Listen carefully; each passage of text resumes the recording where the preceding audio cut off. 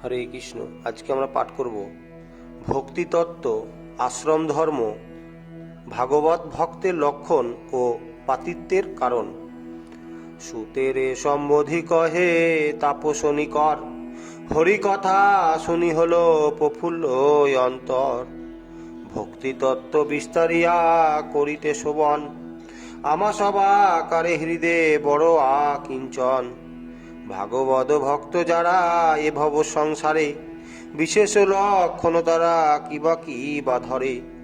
পাতিত্বেরও হেতু কিবা ওহে মহাত্মন, পতিত কি হেতু হয় যত গৃহীজন। এই সব বিস্তারিয়া বল মহামতি, তব মুখে শুনি মোরা পায়ে দিব্য গতি। আশ্রম ধর্ম শুনি মনেতে বাসনা, বর্ণন করিয়া বিজ্ঞ পুরা ও কামনা। সুত কহে শুনো শুনো তাপস নিশ্চয়, কহিছে ভক্তির কথা অতি সুধাময়। ভক্তি হয় সর্বকার্য সিদ্ধির কারণ, ভক্তি সাধনের মূল জেনে মুনিগণ।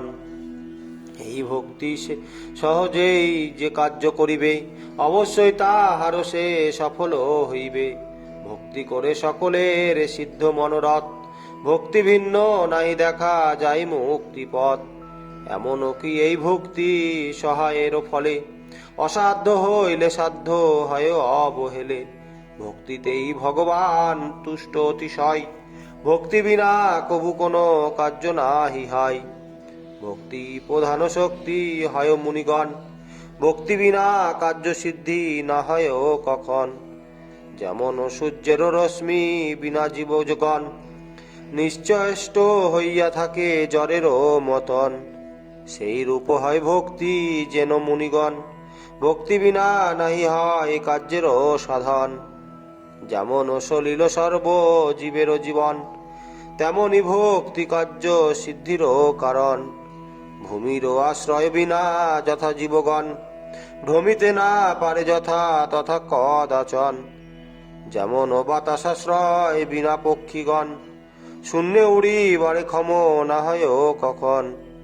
সেই রূপ ভক্তিকে যে আশ্রয় করিলে, কোনো কার্য করিবারে না পারে সকলে। ভক্তিমান যেই জন শুনো সর্বজন, চতুর্বর্গ ফল তার না হয় খণ্ডন।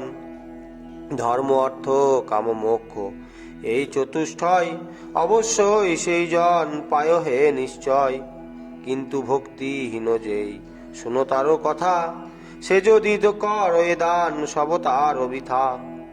আর করে ব্রত কিংবা তপ আচরণ, বহুবিধ যজ্ঞ করে করি প্রাণপণ। তাহারও কোনই কার্য সফল না হয়, কখনোই নারায়ণ তারের তুষ্ট নয়। ভক্তিহীন জন কথা আরো কি বলিব, তাহাদের দোষাদোষ কতই কহিব। যাহার হৃদয় নাই ভক্তি সঞ্চার, সে যদি কর এ কোটি দানেরও প্রচার। কিংবা সে পার্বত্য তুল্য সুবর্ণ লইয়া, লক্ষ লক্ষ জনে দেয় আনন্দে মহিয়া। আর করে তপস্যা সে ঊর্ধ্বপদ করি, অনাহারে উপবাসে দিবা বিবাবরি। কিংবা করে লক্ষ অশ্ব মেধ অনুষ্ঠান, সমস্ত বিফল তার হয় যজ্ঞদান। ভক্তির বিহনে তার সকলই বিফল, তপস্যা আদি নানা কষ্ট করে যে সকল। তাহারও সে দান মাত্র অর্থনাশ হয়, তপ করি বৃথায় সে নানা দুঃখ সয়। যজ্ঞেরও উদ্দেশ্যে যত ঘৃত সেই ঢালে, ভস্যে ঢালা হয় মাত্র তাহারও কপালে। কোনো কার্য তাহার বসে সফল না হয়, শাস্ত্রেরও বচন এই নাহিক সংশয়। আর কি বলিব শুনো ওহে ঋষিগণ, ভক্তি শূন্য হলে তার বৃথাই জীবন। যার ভক্তি আছে সেই হয় মহাজন, ভক্তিতেই সর্বকার্য হয় সুসাধন। ভক্তি করি যদি করে সামান্যত দান, তাহাতেই তারে তুষ্ট হন ভগবান। তাহাতেই কৃতার্থ সে হয় পরলোকে, শাস্ত্রেরও বচন এই জানিবে সকলে। শাক্তগণ এই ভক্তি অমূল্য রতনে, কামধেনু বলিয়া সে কহে হাই কি কহিব হে যত মুরগণ, দুগ্ধ পরি হরি করে গরল ভক্ষণ। অমূল্য যে কামধেনু দুগ্ধ পরিহরি, গরল ভক্ষণ করে দেখে দুঃখে মরি। কি বলিব হে সব ঋষির প্রধান, এ জগত হয় মাত্র যে মায়াপূর্ণ স্থান। কিছুই সারত্ব নাই সকলই অসার, মায়ে পরিপূর্ণ এই জগত সংসার। ইন্দ্রজালে আচ্ছাদিয়া আছে যে সকল, তাহাতেই নরনারী সতত বিকল। কিন্তু এই অসার যে সংসার ভবনে, যাহাই আছে সার বস্তু শুনো সর্বজনে। বৈষ্ণবের সঙ্গ হরি ভক্তি ও তিতিক্ষা, এই তিন বস্তু সার যেই করে শিক্ষা, সেই সে পরম সাধু হয় ওই ভুবনে। সংসারেরও সার বস্তু লভে সেই জনে।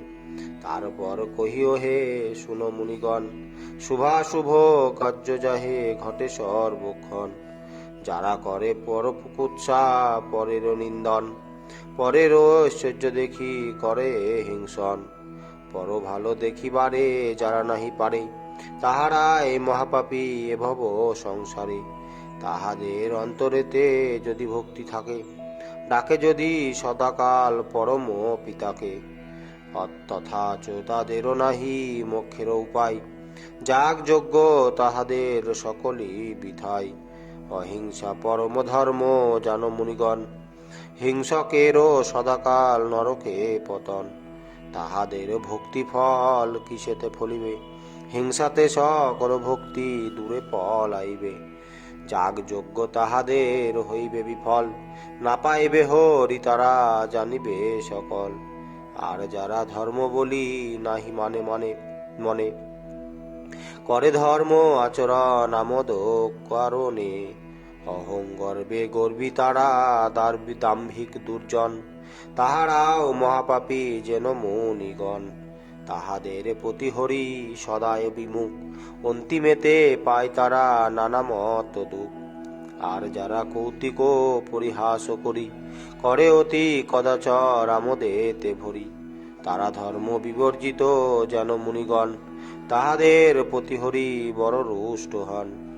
আর যারা নারায়ণ তুল্য বেদচয়, পুরাণাদি শাস্ত্রে সদা আশ্রদ্ধা করয়, তাহারাও মহাপাপী যেন হে সকলে। তাহাদের প্রতি হরি নাহি চান ভুলে। এই রূপ হয় ভক্তি শ্রদ্ধার লক্ষণ, ভক্তিতেই মুক্তি হয় শুনো মুনিগণ। ভক্তি করি সদা করো হরির সাধন, অবশ্য পাইবে সে দেবনারায়ণ। আর সব কথা শুনো মুনিগণ, একে একে বলি আমি করিয়া বর্ণন। মানুষেরও ধর্ম হয় দেহেতে জীবন, ধর্ম এই পরম মিত্র মনুষ্যের হন। পরকালে সহায় সে ধর্ম মাত্র হয়, ধর্ম বিনা কিছুতেই আর কিছু নয়। সে ধর্মবিহীন যেই হয় নরগণ, বৃথা কাল অবনীতে করে যে যাপন। জীবনে মরণ তার জানিবে নিশ্চয়, জ্বরেরও আকার সে যেন কামারেরও যাতা শ্বাস সদাবয়। জীবন ধরিতে কিন্তু কভু সাধ্য নয়, সেই রূপ সে সকল নরনারীগণ। নিঃশ্বাস প্রশ্বাস বয় নাহিক জীবন, ধর্ম অর্থ কাম মোক্ষ চতুর্বর্গ ফল। পরম পদার্থ যাহা আছে যে সকল, যাহারা যে ভক্তিমান হয় মহাজন, তাহারাই সেই ফল লভে সর্বক্ষণ। আর যিনি বর্ণাশ্রম মধ্যেতে থাকিয়া, আশ্রমেরও ধর্ম আদি করে সব ক্রিয়া। আচার ও ব্যবহার যাহা বেদের অবিহিত, সেই সর্ব কার্য করে হয়ে অবহিত। নারায়ণ প্রতি করে সদা ভক্তি দান, সেই জন বাঞ্ছা মতো ফল তার পায়। ইহকালে সদা সুখে জীবন গঙ্গায়, অন্তিমেতে পায় সেই শ্রীহরি চরণ। এ কারণ শুনো বলি যত মুনিগণ, আচার হইতে হয় ধর্ম উপার্জন। ধর্ম হইতে হয় হরি চরণ দর্শন, বেদের বচন এই শুনো মুনিগণ। যাহারা আচার ভ্রষ্ট হয় ভূমণ্ডলে, হরিপ্রাপ্তি তাহাদের না হয় কপালে, হরি তাহাদের প্রতি সদায় অভিমুখ, চিরকাল কষ্ট পায় নাই ঘুচে দুঃখ। সদাচার হয় যারা আশ্রমে থাকিয়া, হরির চরণ পূজে একান্ত হইয়া, অবশ্য তাদের হরি হয়েন সদাই।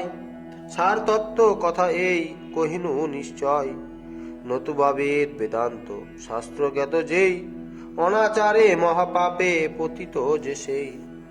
অধিকি কি কব কথা শুনো মুনিগণ, হরিভক্ত যারা করে হরির পূজন, তিনিও যদ্যপি স্বীয় আশ্রমে থাকিয়া, আশ্রম আচরণ মতো নাহি করে ক্রিয়া, তিনিও পতিত হন জানিবে নিশ্চয়, বেদেরও নিয়ম এই নাহিক সংশয়। আশ্রম অনাচারে যিনি স্বয়ং পতিত, কোন কাজে আরো তিনি নয় শুদ্ধচিত। বেদে কিংবা হরিভক্তি আরো শিবভক্তি, কিছুতেই তাহারও যে নাই হয় মুক্তি। সদা অপবিত্র যে পবিত্র না হয়, আশ্রম আচার শূন্য দোষেতে মজয়। আশ্রম আচার ভ্রষ্ট হয় সেই জন, পুনঃ কহি তার কথা শুনে সর্বজন।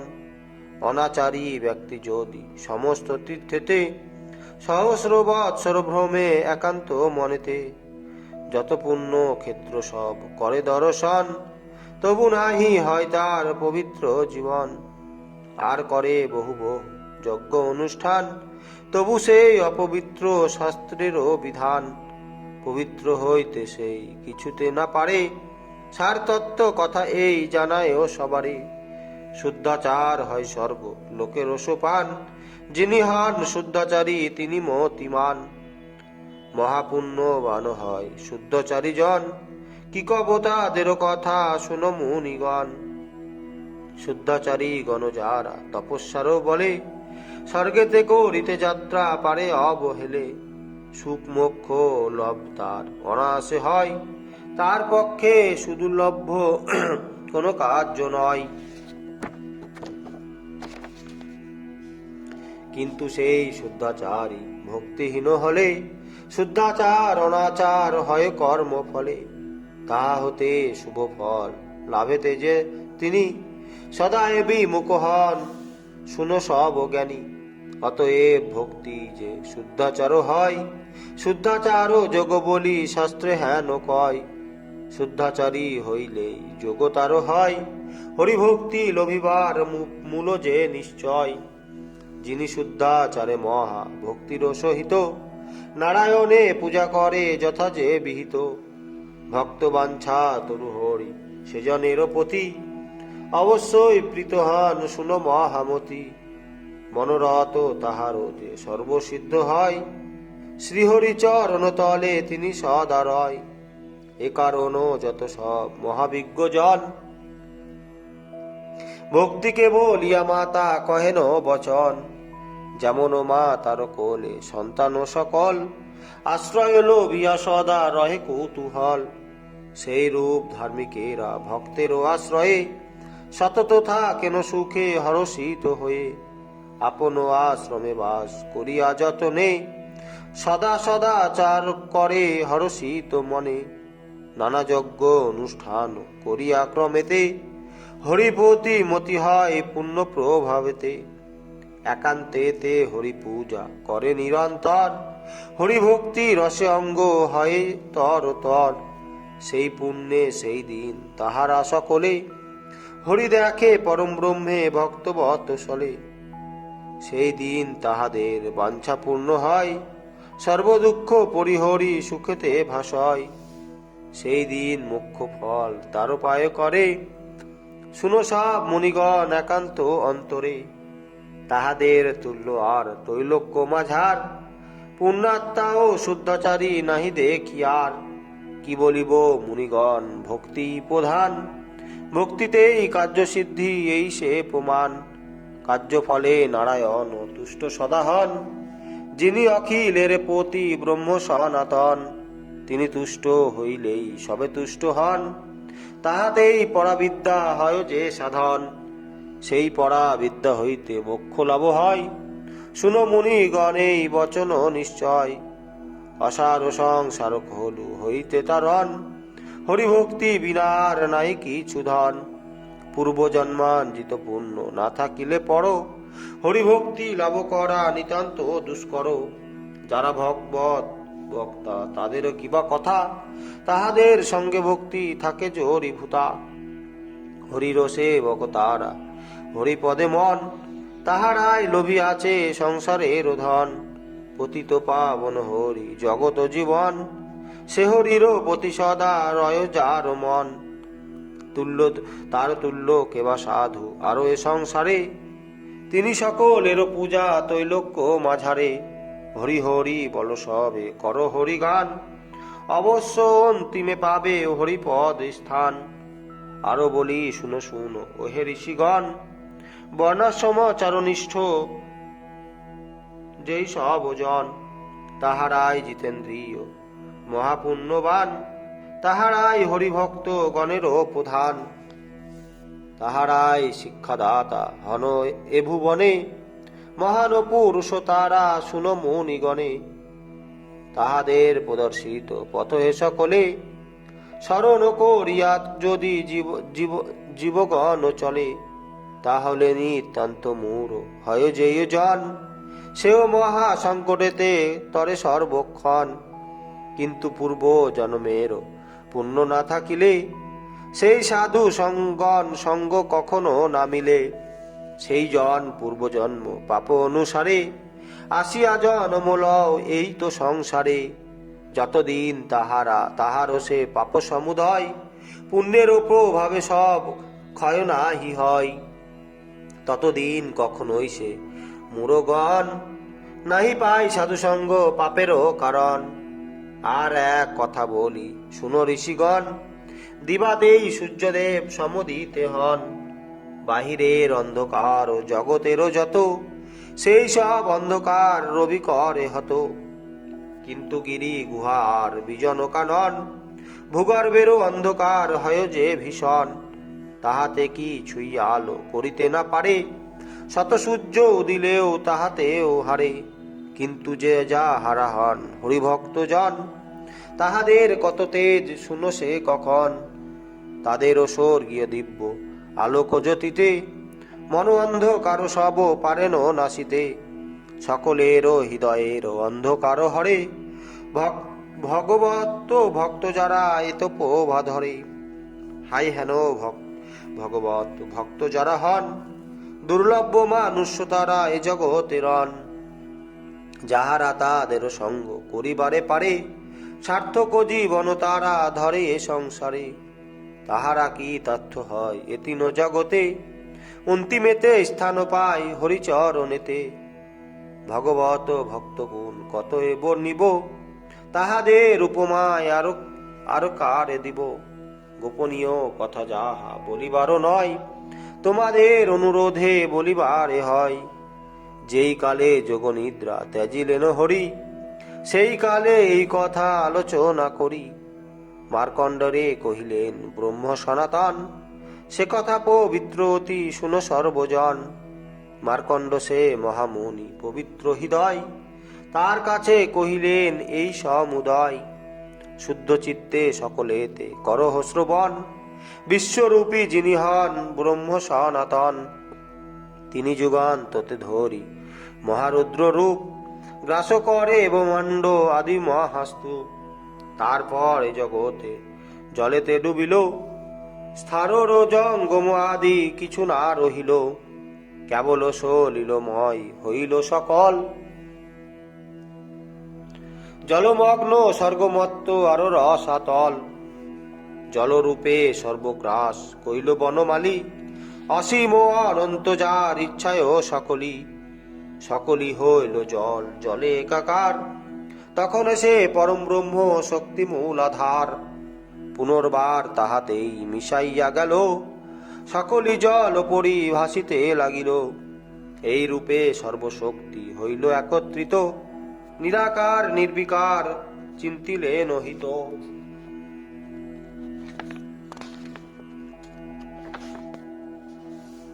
অতি সূক্ষ্ম মতি এক হইল নারায়ণ, হেরিলেন সর্বস্থল জলেতে মগন। সেই জল পরে বট পত্র শয্যা করি, তাহাতে শয়ন কইল অনন্ত শ্রীহরি। মহাভাগ মার্কণ্ডেয় হরিপরায়ণ, এক পাশে থাকি যাহা তাহা করে দর্শন। লীলারূপী নারায়ণ করেন যে লীলা, দেখি মুনি মত্তণ্ডেয় ভাবেতে উতলা। এই রূপ পূর্বপার আছে নিরূপণ, শুনো সব জ্ঞানবিদ্য মহাতপোধন। হরিতেই পূর্ণ এই সকল সংসার, হরি ভিন্ন যত দেখো কিছু নাহি আর। সাদা হরি নামে